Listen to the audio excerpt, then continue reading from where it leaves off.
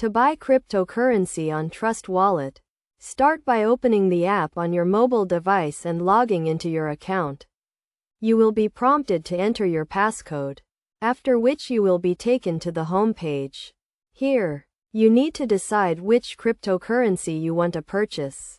For example, if you want to buy $500 worth of Bitcoin and $1,000 worth of Ethereum, you can select these coins and tap the Buy option in the top right corner of your screen.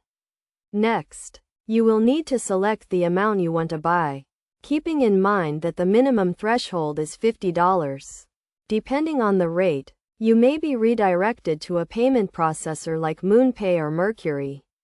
You will then be asked to enter your details, including your card number and bank account information, to complete the purchase. If you want to buy a different cryptocurrency, such as Ethereum, or add other tokens, you can browse through the available options and select the one you want. Once you have chosen your cryptocurrency, enter the amount you want to buy and tap Next. You will then be prompted to sign in and enter your payment details, after which you can complete the purchase.